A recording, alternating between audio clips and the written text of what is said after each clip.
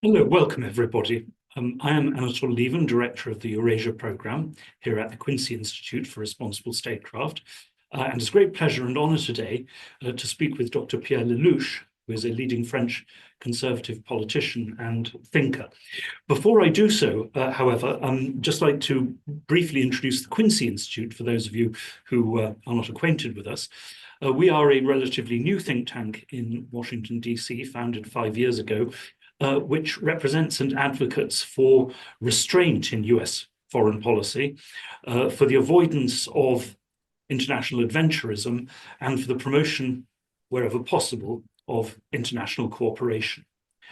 Also, I just want to flag a couple of upcoming events. Tomorrow at 10 a.m. EST, we have a webinar on the way to achieve durable peace in Ukraine. And next week, at this time on Tuesday, I will be speaking with Oliver Bullock about his book, Butler to the World, about the role of Britain in international money laundering and corruption. And on Thursday, the 27th, we have a webinar on the results of these extremely important German elections, which are taking place this Sunday, the 23rd. So I hope you will be able to attend these events. Pierre, welcome, and thank you for coming. Pierre Lellouche served as Secretary of State for European Affairs and then for Foreign Trade in the French Foreign Ministry from 2009 to 2012, and has served 5 times as a French parliamentary deputy. He was the special representative of France for Afghanistan and Pakistan. He is the author of numerous distinguished books, the latest of which I hope will appear in English at some stage, Engrenage, la guerre d'Ukraine et le basculement du monde, which is, I think, best translated as Spirals, the Ukraine War and the Toppling of the World, which appeared in November last year. So, Pierre, welcome. Thank you. So glad to have you here. I mean, especially at the moment when, of course, US-European relations have taken a drastically new turn since the Munich Security Conference. And so I would like to ask you, how has the new policy and also, of course, the speeches of members of the Trump administration, how has this been taken in France? How is the French establishment, how are the media, how is the French population reacting to this? It's really the equivalent of an atomic bomb. It blew up the entire European system. People are in shock. They are lost. Not public opinion. Public opinion there's a sense of worry, of course, of what's going on. We're confused, they don't really know what's going on. But the elites, the governments, they seem to me as rabbits, in the lights when you drive in the night and you have the rabbits running around. They really don't know what to do and how to do it. I don't think they understand the fundamental change that's going on. It's a 180-degree turn of traditional U.S. policy. 80 years of showing the Russian as the enemy, the big brother, American big brother, ensuring the security of the group, and the group can then do economics and build a European Union. All that is gone. The foundation, the security foundation that made possible the European Union is gone.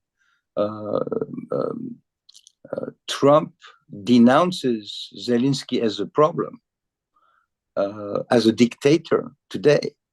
The rhetoric is incredible. Then you have Mr. Vance, who is very smart and capable, coming and lecture this whole group in Munich of the very senior expert, journalists, politicians. They were in a state of shock. They learned that they were not taking care of public opinion, which, by the way, is true. They don't listen to their people. They spend the time organizing blocks, ideological and electoral blocks, to make sure that those they don't like don't come in the game. So a lot of the stuff that he said ring true to many Europeans. But then again, the elite ganged up and said, this is an impossible mingling in our internal affairs. It was badly received in Germany and in France and so on. And then, so it all came in a very short period of time, because if you think of it, it's not even 1 month since the inauguration of the president, the new president.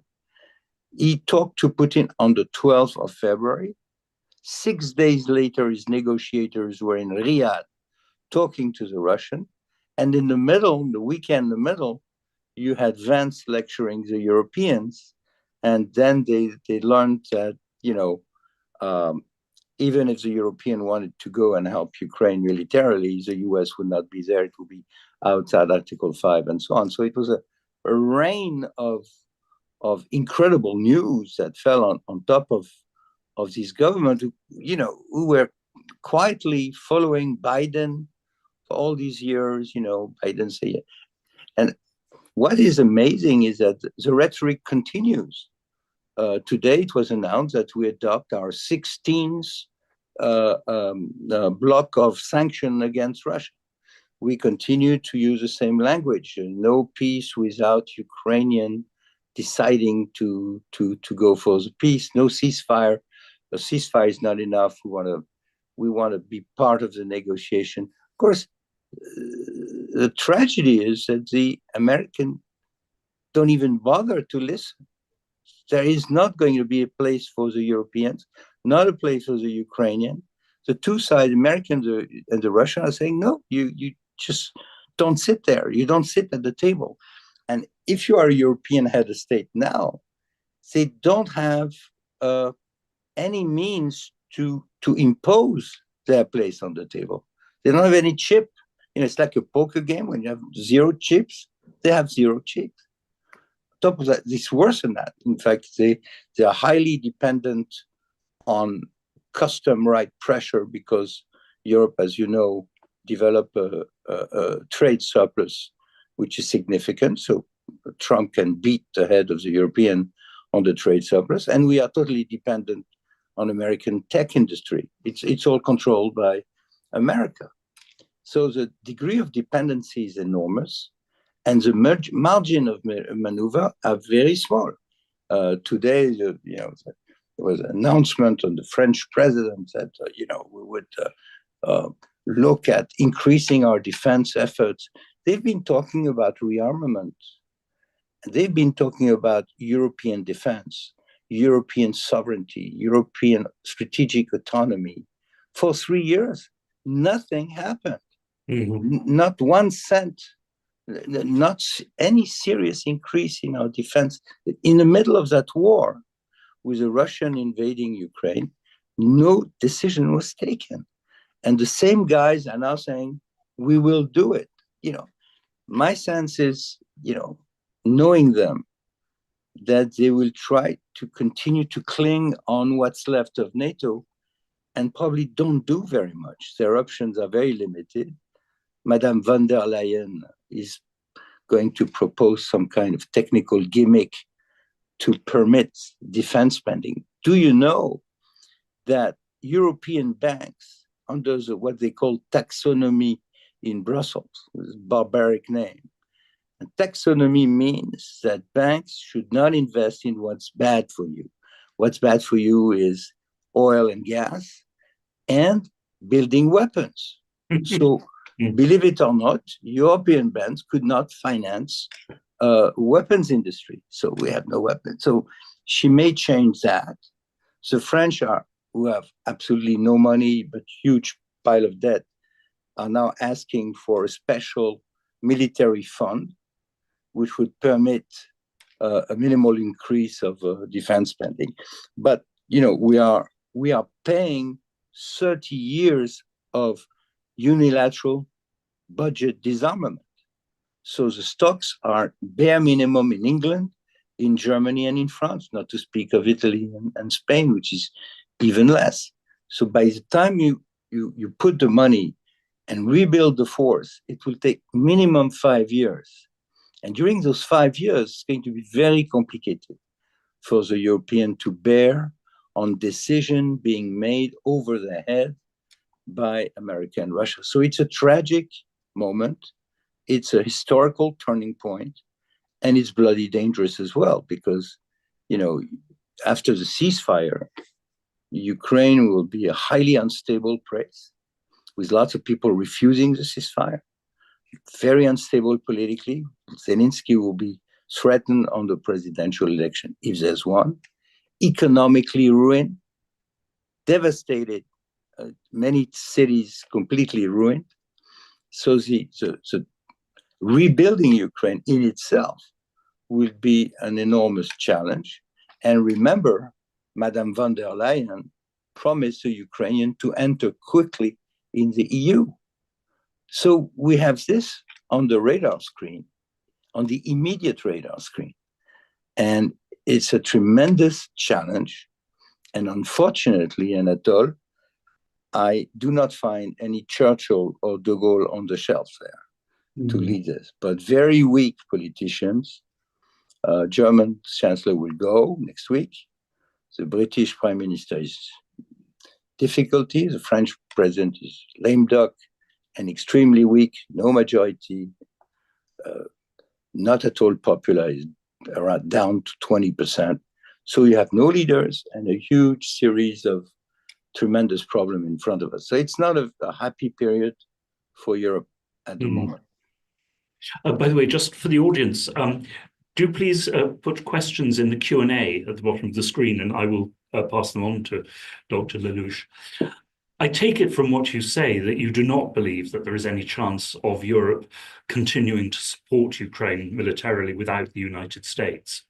Well, they've discussed that in Paris on Sunday night, Monday night, and the result was a devastating disunion.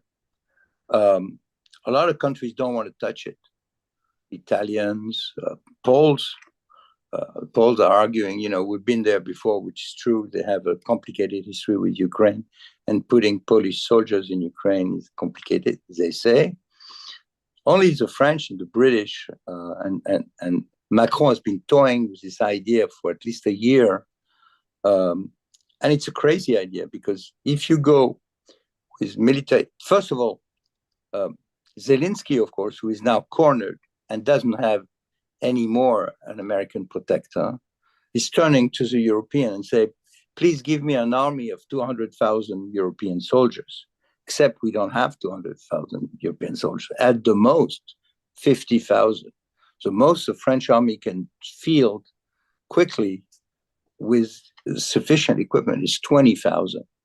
I even doubt I doubt the British can field 20,000. So you're talking about at the most 50,000. If you put them, it depends where you put them, how you put them, but then if they have no support and no nuclear guarantee by the US, the danger, of course, is that they can be taken into an escalation that we don't control. And as you remember, the nightmare of General de Gaulle was to be drawn into a conflict which you do not control. And in a situation when you have a very limited conventional force in an unstable situation, the danger is that there can be an escalation if there is provocation and people, starting shooting again or crossing the ceasefire line. We are going to be in that situation. It's not going to be an easy border. A lot of people won't accept the ceasefire. In the nationalists in Ukraine are just, remember in 1945 when Stalin actually drew the borders of today's Ukraine, a lot of the nationalists of the UPA at that time continued guerrilla until 1955. So we may be in that kind of environment, which is not going to be easy.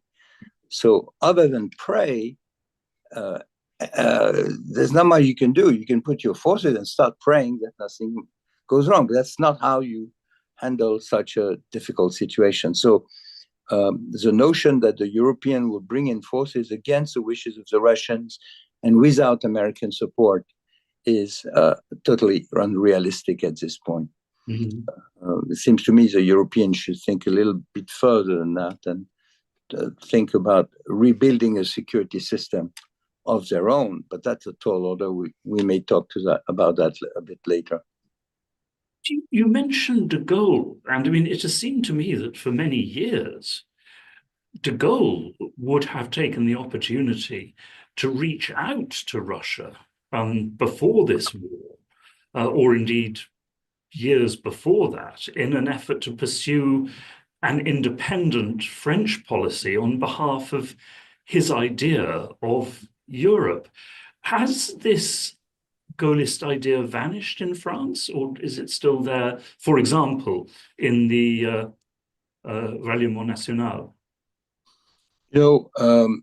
Unfortunately, the strength of that stream of ideas still exists, but it's now a minority. People have been used to think by the leadership, all parties involved, keep saying that the solution is in Brussels. And of course, that's deadly because no decision is made in Brussels. Only technical stuff, norms, regulations. And nobody in Brussels will decide on the life and death of French soldiers or British soldiers or German soldiers. So it's been a sham all the way. But, each time these governments could not spend money, find the money to field their defense forces, they turn to Brussels. They will do a European defense or European sovereignty. It does not exist. What exists is national decision to build weapons and to field an army. And of course, this has gone down the drain slowly but surely. We canceled military service. It was post-Cold War years. For the last 30 years, we spent money elsewhere on welfare, on migrants. Lots of migrants came in. A country like France take in 500,000 newcomers a year. So it's very expensive. And at the end of the day, you don't have the money to buy the weapons. So you postpone and postpone. And you end up with a bonsai army. We have good people, good weapon, but tiny numbers. And in Ukraine, you're looking at a front line which is 1,000 kilometers long and 1 million men on the field. 1 million men on both sides, and already 1 million victims, deaths and killed. So it's one of the tragedy of this, and for France, it's a shock that nobody wants to talk about, is that the possession of nuclear weapons does not stop wars, even in your doorstep. We tended to believe that, with a nuclear deterrent, national deterrent, to be quiet and in peace. But no, war is there, and you need to do something about it. So you have to rethink the articulation between nuclear and conventional forces, buy more conventional forces, which is very expensive. All of this has to be done, and it has to be done in a non-US context. It means that a small group of key countries like UK, France, Germany, Italy, perhaps, will then decide together to start rearming, preferably buying European weapons and not American weapons. And then you'll have significant forces to be a deterrent if something goes wrong in Central Europe. But if you don't do that, you may find that the US is no longer there. So they kind of understand that there is a revolution there about the US presence, but they don't draw the conclusion. And they try to cling to yesterday's world. They hope to convince the American to let them sit at the table. They hope to convince the American that they will cover military forces. Starmer is going to Washington to please ask Mr. Trump, if I put some forces in Ukraine, will you cover them? Of course he won't cover them. So, they are clinging to the past, and my fear is, knowing them, that they've learned nothing, unfortunately. Do you think over time there is a chance of working together to really build up Europe's defense industries? Of course, the key to that is integration. Now, that also requires sacrifices. Some people will have to stop building things. Is that politically possible, do you think? Well, the recent years have been very negative. If you look at the joint program between France and the UK, the very, very little, nothing left except the missile area, where we built some pretty good missiles together. But we had a project of sharing aircraft carrier, but that was abandoned. With the Germans, ever since Transall and Alpha-Jet, you had no joint aircraft project. So we've been discussing a joint tank project since 1958, since Michel Debré and Franz Joseph Strauss. And of course, this is not happening. So yeah, it takes a magic lineup of leaders in the key countries who understand the urgency and force those decisions by the military and put in the money for the industries, because industries don't build the weapons because they have no orders. Mm-hmm. You need orders in order to buy machines and train people. And really, they have to grow out of virtually nothing. The arms industry in Europe has been essentially going very, very slow. There were years in which we were building 2 fighter planes per year. Mm-hmm. When we did not export the Rafale, we were building 2 a year because of lack of money. Yeah, and the problem is, I mean, I'm not so sure about France, but in Britain, is that our wider industry has collapsed to such an extent. It's very difficult to maintain, an even halfway good military industry if you don't have the wider industrial skills to support it. We're trying to run a naval shipbuilding program with basically no commercial shipbuilding program at all. And as a result, frankly, our ships keep breaking down. Most of them at any given time are in repair. And then you don't have the sailors as well. That too. You can use the aircraft carrier because there's no sailors, not enough sailors. So yes, this whole thing has to restart. Europe has seen worse moments. Frankly, if you look back at post-war Europe and post-war France, middle of colonial wars and all the mess of the 1950s, we nevertheless managed to grow again and become again successful nations. But that takes public opinion mobilization and very good leadership. Mm. And my worry is that we have extremely poor leadership, and the public opinion has been dispersed in many other things. People have not talked about nation and patriotism in Europe for years, and that's why J.D. Vance's speech was so shocking, because suddenly he was talking about family, work, nation, notions that in Europe have been categorized as extreme right. Unfortunately, a lot of this basic stuff has been, caricatured into being fascist or extreme right, which is absolutely absurd. But yes, the patriotic idea has been going down. So there's a link inside our societies as well. But, this moment of history is also a moment of history in which societies can be awakened again. It takes leadership. But of course, one thing that helped to galvanize the creation of the European community, obviously NATO as well, was that you had Soviet armies in the very heart of Europe, in the middle of Germany, 50 miles from the French border. They're a lot further away now. Tell me, we have a question. Do you think that after the Ukraine war, there is, as so many people have alleged, a serious danger that Russia will go on further to attack Poland and the Baltic states and NATO directly? Or is this a chimera in your view? It's amusing because a lot of people, the guys who saying this argument and saying that they are going to be in the Baltics and Poland and soon in Berlin or in Paris, are also the one who's saying that we should help the Ukraine to the end of the war because they are threatened. So the reality of the battlefield is that the Russian army has spent 3 years managing to capture a very small piece of Ukraine, which was formerly really populated by Russians and so on. They have great difficulties against an adversary which is much smaller.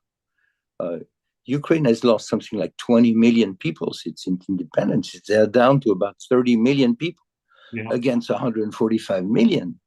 With such a huge amount of people, plus the money from the oil and so on, the Russian should have been able to enter much more deeply into Ukraine, but the Ukrainians have resisted, and the Russian army is just not very good and not very secure. They have great difficulty in running a modern war. Now, they have learned a lot, of course, but they're not very successful. So the idea is that they would run into NATO territory very quickly after this, I certainly don't buy. Plus the fact that the intent of Putin, and I know because I spoke to him directly right before Maidan 2, has never been to go into NATO territory. They wanted to make sure that Ukraine stayed outside the West. That's kept insisting on neutrality of Ukraine. And remember the Bucharest summit in 2008, when Sarkozy was president and Angela Merkel was chancellor. When George W. Bush came in with his idea of bringing Georgia and Ukraine into NATO to finish his mandate, it was the end of the NATO expansion.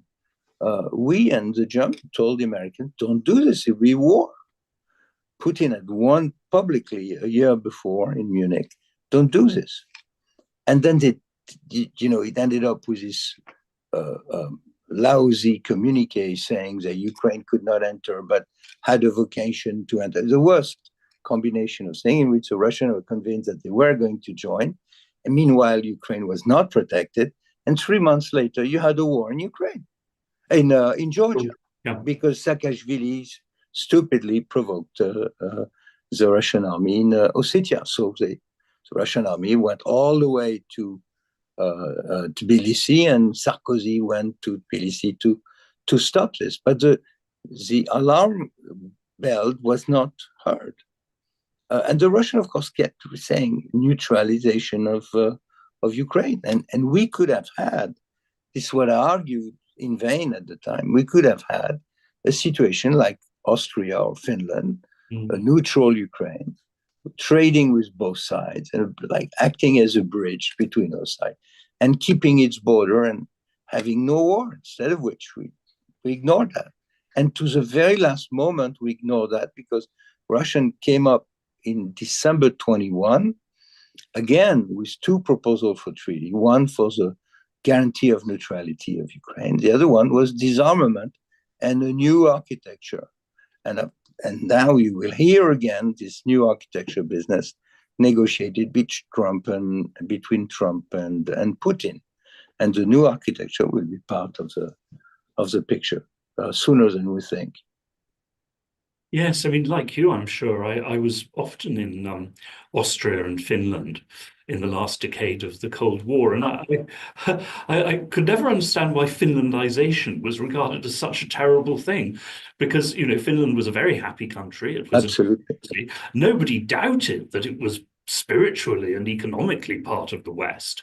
It just had to be neutral. And we could have had that, and of course now Putin is not winning this war by far entirely.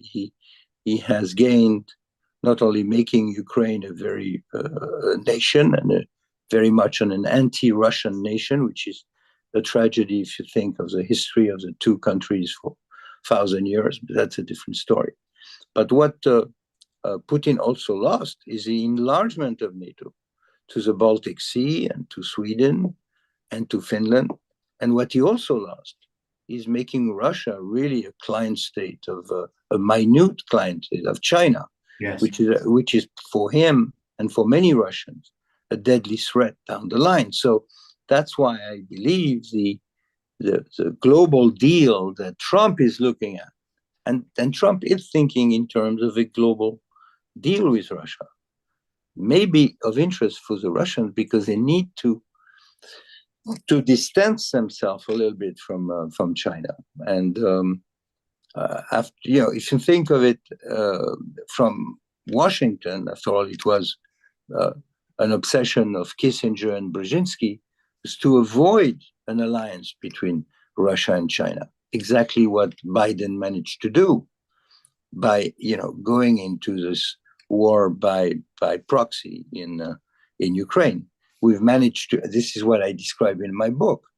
We managed to build a strong Chinese-Russian alliance with two new allies, equally toxic, North Korea and Iran, what I call in the book the fourth horseman of the apocalypse. Now, if you look at it from Trump's point of view, the notion of working a deal with Putin that breaks this and turned Russia into a global economic partner of the tech industry and of the energy industry is not that stupid. And the Russians, of course, immediately clung to it. And they said in Riyadh, we're open. We are going to make $300 billion just in the oil for American companies.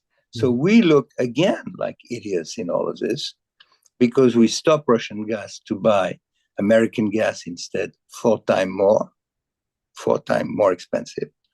And we abandon dozens of billions of euros of investment in Russia. For France, the bill is very, very high because France was the first employer of Russian citizens in Russia. We lost all that. And now the Americans are back and they'll capture the business. Who looks like a cuckoo? How do you say in English, cuckoo? Yeah, yeah. No, and I mean, there is, of course, a Russian interest there because as long as the Russians are dependent on the Chinese can dictate the prices of Russian energy. Exactly. I mean, that is where Europe does have a bargaining card with Russia, but only, of course, if it's prepared to use it and offer the resumption of. And it's all absurd because Russia is not going to move and change planets. They're still going to be our neighbors. So one day or another, something will have to be done to reconstruct economic relationship and human relationship. But this war has done a lot of damage long term. But I do wish we could get away from these appallingly ahistorical stereotypes. I was reading a French commentator, Pierre Servan, I think it was. Servan, who was describing Russia as the ancient enemy of France. Well, yes, in the 1790s and under Napoleon, but he appears to have forgotten that, in the last two world wars, Russia was, of course, a critical ally of France. So, I mean, this... French, and on top of that, Napoleon tried to the last moment not to invade Russia because he understood it was not feasible, but he had a problem with the British. He went in because of the British, which was, no, of course not. Russia is not... Russia was very close to Germany and the UK and France for many centuries. One has to look at the history of trade and so on. So, the Russian government who used to speak French, remember, all the way to the 19th century. So what are we... But Mr. Servan is one of the morons that has been polluting. But you can't imagine how many articles and books have been written on the same degree of ignorance and sort of propaganda thing. It was not at all a serious way of looking at it. I wanted to share with you one anecdote. I recently met the first French consul. He was first consul, then ambassador to Kiev. The French foreign ministry discovered Ukraine in 1992 after its independence. Remember, right before that, both Mitterrand and George Bush father argued against the independence of Ukraine in the name of stability. But once it became independent, we had to open an embassy. So I met the first ambassador who wrote his memoirs. When he arrived with his wife in Kiev, there was not one French citizen living in Ukraine, not one. And when I went to Maidan, first one as a president of the NATO parliament at that time, and I met Yushchenko, there was virtually no French people or journalists. Nobody was interested in Ukraine. Part of the problem, as I recall in my book, is that Ukraine was not, it was like a white spot in the brain of Europeans for 100 years. Ukraine was ignored after the First World War and got no state. Only the Kurds and the Ukrainians didn't get a state in 1918. 1941, after the Second World War, Ukraine disappeared. And it took the revolution, the breakdown of the Soviet Union to make it appear again. And then Europe discovered that it had a new neighbor, larger than France, with 50 million people. And nobody had a clue as to what to do with it. And the question of, how to organize Ukraine as part of this architecture was never raised and never seriously entertained in any of the capital, including Washington, where under Biden, the only thing that was interesting, Biden and Trump, was the computer of Hunter Biden and what he was doing with the Burisma company in Kiev. This was a level of interest we had in that country. And all of a sudden, the Russians invade. And then you have Hitler and Churchill, and Zelensky, of course, plays this extremely well. I don't need taxi, I need weapons, And then all of a sudden you have this mobilization on Ukraine for understandable and legitimate reason, the fear and sympathy and so on. And then we enter into this war by proxy that killed a lot of people, with now an impossible situation, because when Biden leaves and Trump's come in, the deck cards have changed. And again, the Europeans are left out in the cold and nothing. So it's tragic. It's a tragedy for the people who have suffered the war. And it's a tragedy now for the Europeans because they have to rebuild Europe without the US, with a hostile Russia. And it's going to be bloody difficult. On that score, clearly part of a peace agreement will be to leave open Ukrainian EU membership, which you mentioned, this promise of von der Leyen. But is that, in your view, realistic in the foreseeable future? No. Interestingly enough, the Russians accept that. They accepted it in the agreement that was negotiated in 2022, and unfortunately was not pursued. But yes, the Russians accept Ukraine entry in EU. They keep the Donbass, the historically Russian part of the country. They leave Ukraine to the European to worry about. It's a big worry. Let me tell you, I don't know. I know a little bit about French farming industry. I don't know nobody who wants a Ukraine inside the EU. Nobody. That would be the end of the agricultural policy of Europe. Simply because nor do the Poles. Nor do the Poles. On top of that, they have a number of very good industry and so on. But the problem with Ukraine is stability, the rule of law, and corruption. And as you know, corruption has been going on during the war. And the one big question is what kind of political system they can build after the war. I wish them good luck, because I do. I like Ukraine and I like that country. I wish them the best, but they have to clean out a lot of bad habits, including massive corruption. Massive corruption. When it comes to the internal politics of Europe, Vance, of course, has been portrayed as, positioning the US against Europe. But of course, what he was actually doing was identifying the Trump administration with the European populist right. And you could say that, maybe we have to see what the results of the German elections will be, that this is a bet on the future supported by evidence. Is Europe undergoing actually a kind of incremental political revolution of its own? Yeah, it's very important what you just said, because the speech really deserves to be read, because what he says, it shows many examples in several countries on the reflex of the so-called progressive left or center left which considered, very much like in the US, Hillary Clinton, Kamala Harris, the way they would consider the low-class people don't understand nothing and so on. This despise for the... And then there was another aspect which was very important, is the importance he put on immigration as a central issue. And of course, immigration is a massive issue in all of Europe. Which the elites for a long time tried to ignore. Exactly. But now, of course, it's popping up and forcing change, including in the Scandinavian country, including in the Scandinavian left. And you see all over the place political change driven by immigration in Austria, in Holland, in Italy, of course.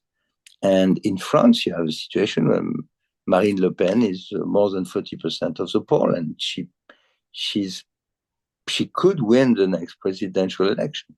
So that, of course, rings, the speech by Vance really rings very deep into that political situation.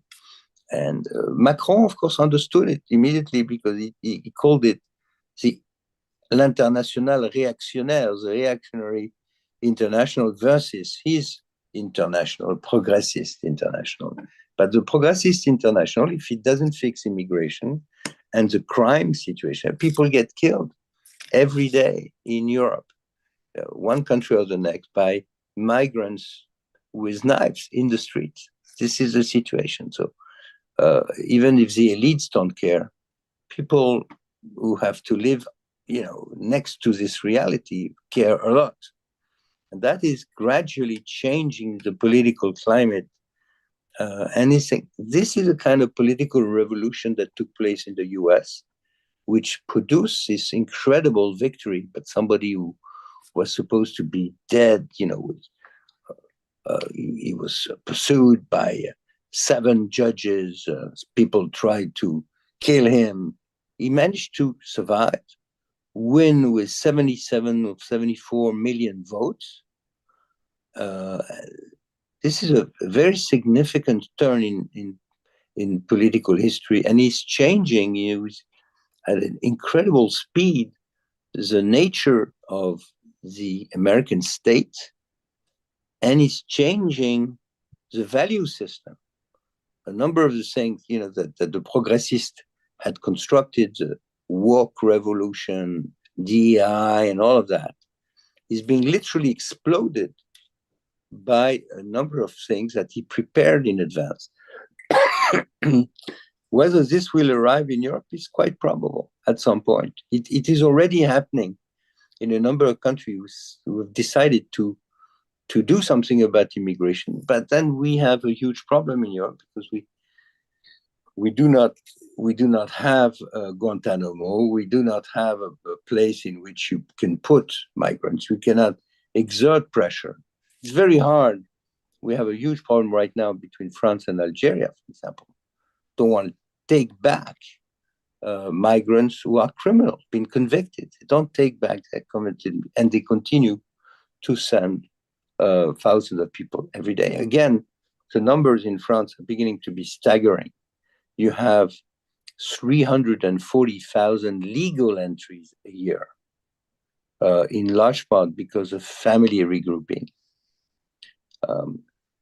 French Algerian in France were bringing their wife from Algeria, for instance. 40,000 legal entries, plus 160,000 asylum seekers, because asylum has been totally transformed into a fast track for immigration, plus clandestine. So you're talking at least 500, 600,000 people a year, which you need to cure, lodge, possibly employ, even though only for 40% of the migrants actually work. So it's a huge weight on our economic system, on our school system, on our lodging, on our housing system. And it's the same in every European country. And we are looking at an Africa which is doubling its population in the next 20 years, going to 2.5 billion people in 2050. So it's tomorrow morning. And with increasing impacts, of course, of climate change on agriculture. And with so if you look at all of this, Anatol, the question is Russia the real problem or is it something else? And actually, Vance said that in Munich. The real problem is not China or Russia, it is immigration. And you know what? I share that because I've worked on that for many years. And the impact of immigration on our societies is immense because our immigration country to the US is mostly Muslim. So we have a problem called integrating Islam in Western society. And believe me, it's not an easy feat if it can be done. Which is, of course, completely different or very largely different from the issues that America is facing. Of course, much harder, much harder. Mm-hmm. Do you see this as transforming the European Union in future into something? I mean, are we going to return to the Europe de Patrie of a much looser union with countries deciding far more things for themselves, including control of borders? I'm convinced of that. And for one structural reason, which is also a historical reason. Most people don't realize when they say, the mantra, the slogan, Europe is peace. In fact, no, it's not Europe is peace, it's NATO is peace. Because remember, Europe could begun to exist, Conference of Messina in 1955, the Rome Treaty in 1957. They came after NATO 1949 and NATO 54, the rearmament of Germany and the return of USGI in Europe during the Korean Wars. This permitted the construction of the European Union. If you take out now the foundation, the security foundation, and you leave only 30, 28, 30, 40 countries, Madame von der Leyen, she wants to enlarge, continue to enlarge, because that's a bureaucratic reflex in Brussels.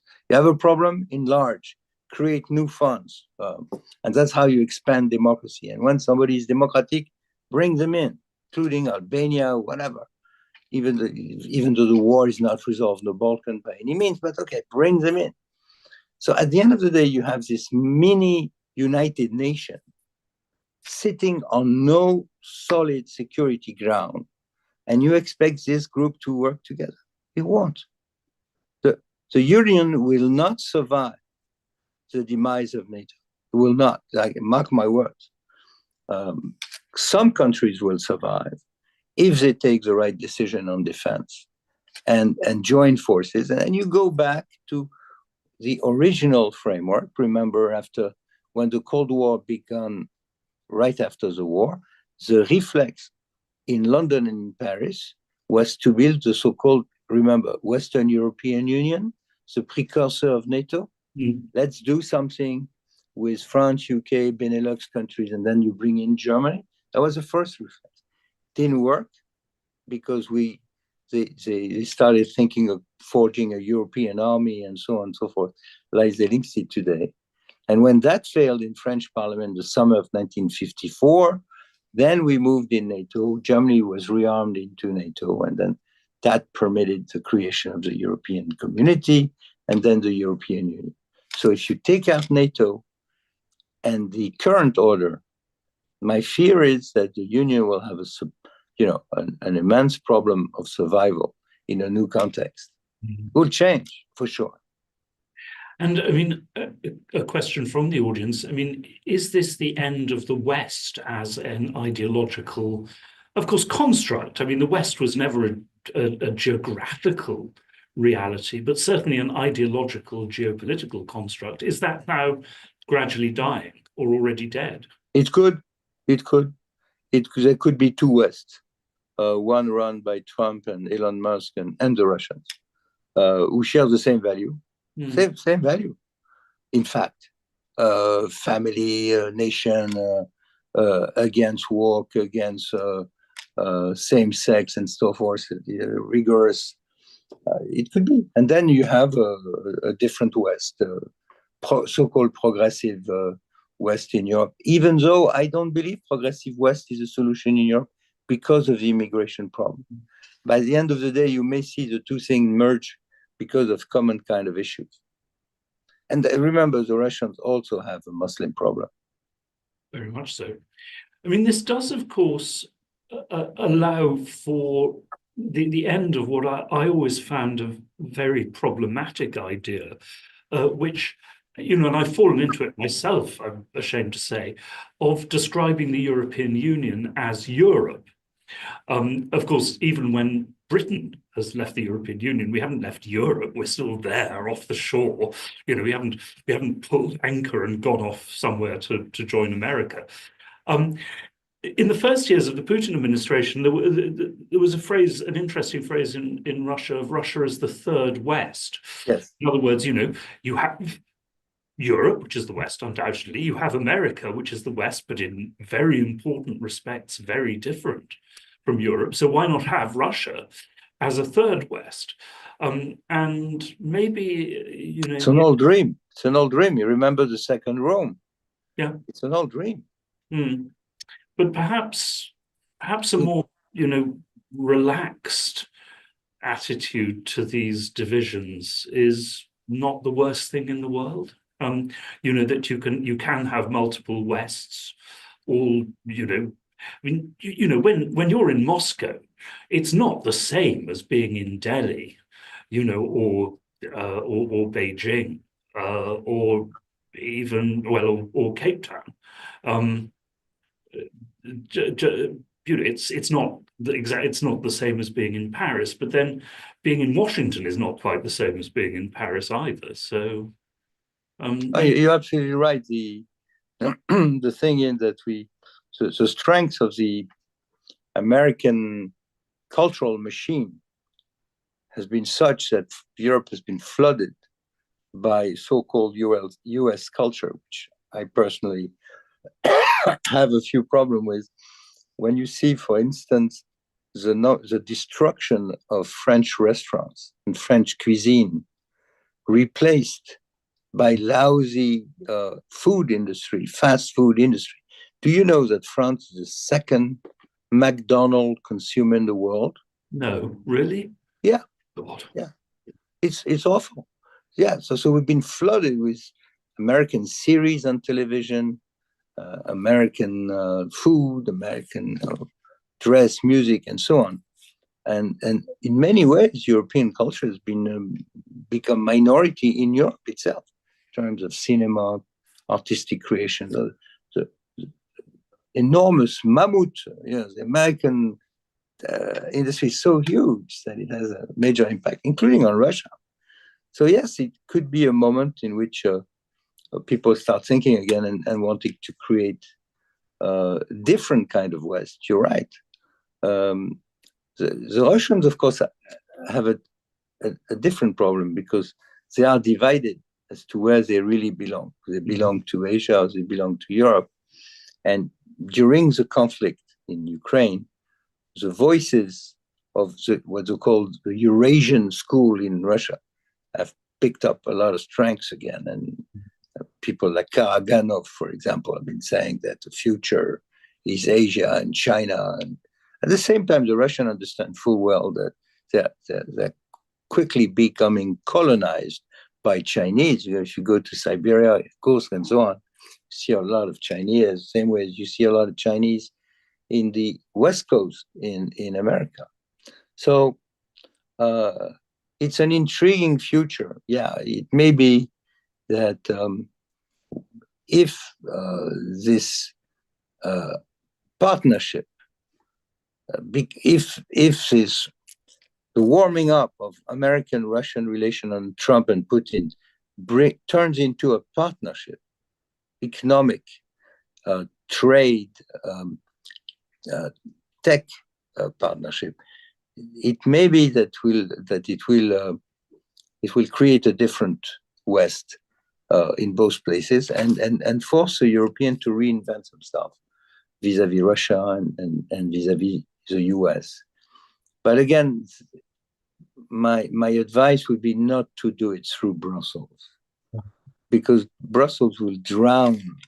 The job, the DNA of the people in Brussels is to erase national identities in favor of something better called the Europe, which is totally void. But this is what they do for business, and they do it very effectively because they continue to multiply norms every day on just about every field of human life.